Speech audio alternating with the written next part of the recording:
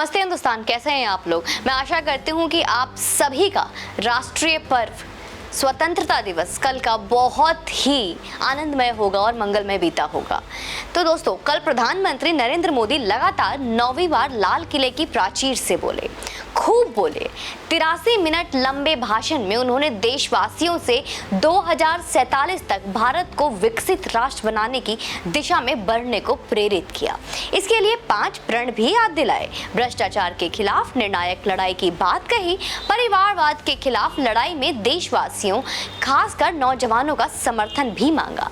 प्रधानमंत्री नरेंद्र मोदी तमाम विषयों पर बहुत बिना लाग लपेट के बेबाकी से बोले। खास बात यह है कि राष्ट्र नायकों को नमन करते वक्त उन्होंने वीर सावरकर को याद किया, श्यामा प्रसाद मुखर्जी को याद किया। विनायक दामोदर सावरकर भारतीय दक्षिणपंथी राजनीति के पुरोधा हैं। दूसरी तरफ श्यामा प्रसाद मुखर्जी आधुनिक बीजेपी के पूर्ववर्ती जनसंघ के संस्थापक थे। सावरकर ने 1911 से 1921 तक अंडमान जेल में काला पानी की सजा काटी है, भीषण यातनाएं सही हैं। उन्होंने अंग्रेजों के खिलाफ क्रांति की अग्नि प्रज्वलित की। वहीं मुखर्जी ने आजादी के बाद जम्मू कश्मीर में भारत के समांतर अलग प्रधानमंत्री, अलग झंडा, अलग संविधान का पुरजोर विरोध किया था। परमिट सिस्टम का विरोध किया। तब भारत के बाकी राज्यों के लोगों को जम्मू कश्मीर में जाने के लिए परमिट लेने की जरूरत थी।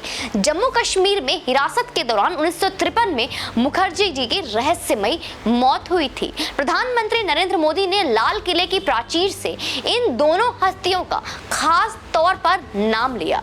पीएम मोदी ने कहा, स्वतंत्रता की जंग में गुलामी का पूरा कालखंड संघर्ष में बीता है। हिंदुस्तान का कोई कोना ऐसा नहीं था, कोई काल ऐसा नहीं था जब देशवासियों ने सालों साल तक गुलामी के खिलाफ जंग न की हो, जीवन न खपाया हो, यातनाएं न झेली हो, आहुति न दी हो। उन्होंने कहा, आज हम सब देशवासियों के लिए ऐसे हर महापुरुष को, हर त्यागी को, हर बलिदानी को नमन करने का अवसर है, उसका ऋण स्वीकार करने का अवसर है, उसको स्मरण करते हुए उनके सपनों को जल्द से जल्द पूरा करने का संकल्प लेने का भी अवसर है। हम सभी देशवासी पूज्य बापू, नेताजी सुभाष चंद्र बोस, बाबा साहेब अंबेडकर और वीर सावरकर के कृतज्ञ हैं, जिन्होंने कर्तव्य पथ पर जीवन को खपा दिया। कर्तव्य पथ पर ही उनका जीवन पथ रहा है।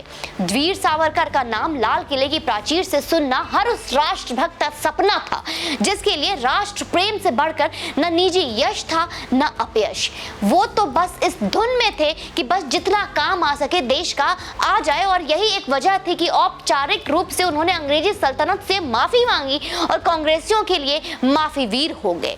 कल जब प्रधानमंत्री लाल किले के प्राचीर से पहली बार वीर सावरकर को महात्मा गांधी, नेताजी, बाबा साहब की पंक्ति में खड़ा कर रहे थे, देश का एक नफरती कौम और इतिहास के नाम पर गंदगी लिखने वाले वर्ग वीर सावरकर का सार्वजनिक तौर पर पूरा दिन ट्विटर पे जोकर सावरकर के नाम से मजाक उड़ा रहे थे। इन लोगों की विद्वता इतनी ही है कि अपने आतताई मुगलों को जहां पनाह और महान कहते हैं। उनकी कुकृत्यों को पढ़कर, याद कर और परीक्षाओं में लिखकर इन्होंने कुछ एक डिग्रियां हासिल जो की है, तो वही इनके लिए महान हो गए। दुनिया का एकमात्र देश है अपना हिंदुस्तान, जिसने आक्रमणकारियों का इतिहास गर्व से पढ़ा है, और वो जो अपने आप को इतिहास के जानकार बताते हैं, इंटेलेक्चुअल का ठप्पा अपने कपार के लेकर घूमते हैं, और उनको यही समझ आता है कि वो अपने पूर्वजों के माँ काकी के